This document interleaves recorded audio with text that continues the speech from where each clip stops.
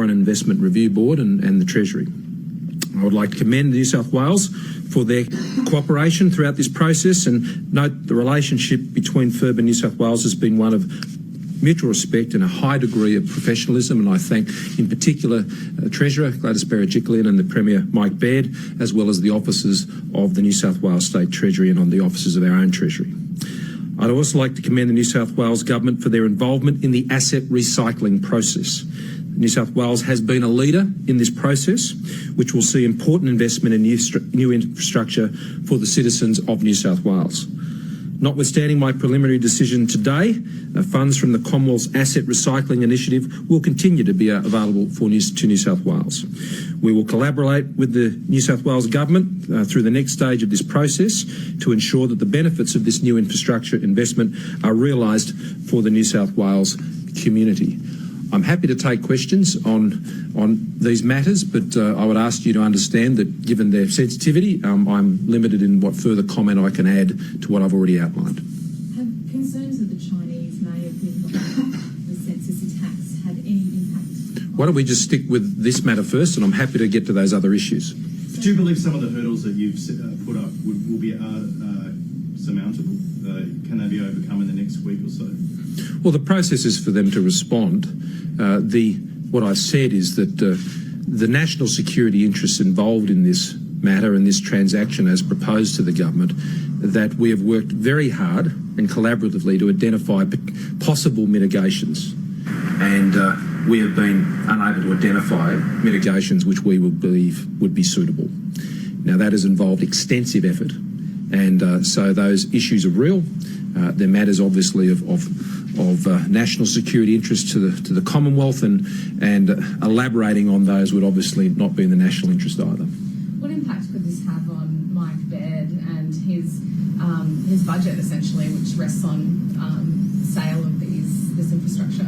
Well, I'll leave that to the New South Wales Government to address those issues. Their advice to me is they are proceeding with these matters, and we will continue to work with them on these matters. I'm happy to stand corrected, but it's my understanding that the current New South Wales Government budget as handed down by the Treasurer did not include a provision for this particular transaction. But that is a matter for the New South Wales Government. But they remain committed to their program in this area. And as I've just said, I think it's a very worthy program for them to realise assets that enable them to invest in new infrastructure. I mean, infrastructure investment in Australia is one of the critical challenges we have for our economy, and I think the leadership shown by the Baird government and Treasurer Berejiklian is exemplary, and I would encourage others to follow in their footsteps. But isn't it a pretty big concern, though, the fact that there were no other bidders apart from these two Chinese-backed companies for this asset? So you're talking up state government saying how great it is they're selling assets to build infrastructure, but if there's no other buyers and you just knock back the two bidders for it, that's going to have flow-on effects. Well, I don't accept the presumption of your question. This has been quite a long process, and there have been many have been involved along the way. The New South Wales Government have run an exemplary process on this issue, as I am advised, and I'm sure they will continue to conduct themselves with those high standards. How much consultation did you have the New South Wales Government over this? Because the potential sale to a Chinese buyer was a big theme during the New South Wales election. I mean, Reverend Fred Nile ran quite heavily on this. Did you cite to them, to Gladys Berejiklian and Mike Baird, this may be an issue moving forward? Well, I've been Treasurer since September of last year, but the Commonwealth has been actively engaged with the New South Wales Government as they've sought to go down this path and this process. The Foreign Investment Review Board process is one that requires the consideration of all of these national interest issues, and you'd be aware that after becoming Treasurer, I appointed David Irvine, the former head of ASIS and ASIO, to sit on the Foreign Investment Review Board, as well as David Peaver, a senior executive with Rio, as well as having been involved in the first principles review of the Defence White Paper. So these are national interest, national security issues in particular. Both of those gentlemen are not strangers to these issues. So I think having the experience of those types of people as part of the FIRB process has added to this.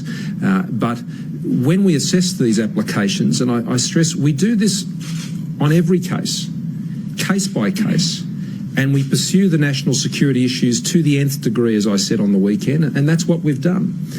And that process has not enabled us to identify suitable mitigations to protect against the national security issues in this case.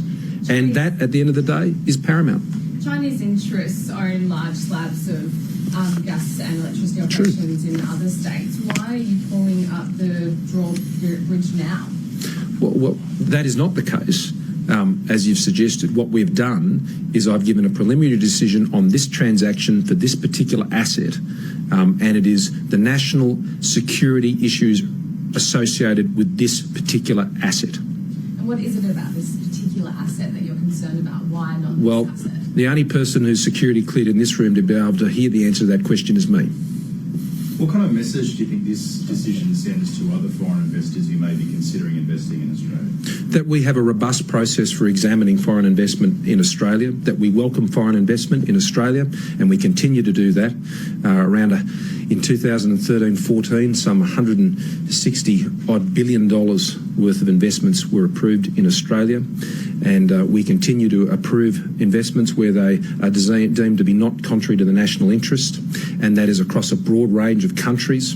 And we will continue to actively engage with the rest of the world because foreign investment capital is important to Australian jobs. Australian jobs and Australian businesses depend significantly on the injection of foreign capital into the Australian economy. And to resist that in reasonable circumstances would cost Australian jobs. It would cost Australian wages. It would cost Australian livelihoods. And that is why we do take a positive position on foreign investment in Australia, as the evidence shows over 100 years or more. We have done for a very long time. So we remain positively disposed towards foreign investment. It features strongly in the agreements that we've been able to agree with other countries around the world. Countries like the United States and the United Kingdom and others remain our predominant investors and holders in this country. And there are other countries who've increased their level of interest. The Premier in New South Wales had said, obviously, this sale, and linked obviously with Transgrid as well, would mean better schools, better hospitals, including some in your electorate. Is this just a difficult decision or difficult preliminary decision for you to make? Every foreign investment decision is a difficult decision. Every decision you make as a minister, whether in my experience as a Treasurer, as a Minister for Social Services, looking after $154 billion a year of payments and other support which is provided to the most vulnerable of Australians, or particularly in my role as Immigration Minister, where there are many difficult decisions. They're all difficult. But you have a clear understanding of what the national interest is in each of these cases, and I always seek to act in accordance with my understanding of that. And when it comes to foreign investment, particularly in an asset such as this, the national security issues are paramount. And I take my national security advice from those who know it best, and that is the agencies we have available to us to advise us on these matters. Can you spell out more of those security issues? What are they? No. Spying? Are they No. security of electricity? I don't plan to go on those matters, and I really don't think you'd expect me to. Were there discussions with State Grid and the other Hong Kong grid about what potential conditions you would put on those sales, and those conditions were deemed unacceptable by those companies, and that's why there was no acceptance of any of those bids? No, I mean, what happens in this process is we look at the potential mitigations and potential conditions that can be put on these transactions, as we did on the Transgrid transaction. Now, we put in place conditions on the Transgrid transaction that were unprecedented, and they were strong, very strong, and we stand by those conditions. On the transactions that I consider, impose a tax deed on every decision, which, if a company that is involved in one of these investments doesn't uphold the conditions of that tax deed, seeks to shift profits offshore to avoid paying tax in Australia, I can force a divestment of the sale. And that is something I've done to strengthen the expectations of the Australian government, of foreign companies, investors or others who are seeking to invest in Australia, that if you invest in Australia, if you operate in Australia, then you pay tax in Australia on what you earn in Australia, and you don't try and shift this offshore. That's why we introduced the multinational tax entity avoidance laws. That's why in the budget I outlined the new diverted profits tax to crack down on those types of multinational tax avoidance issues. So whether it's on that scale of things or otherwise, we will put conditions on transactions which we believe can ensure that transactions are not contrary to the national interest.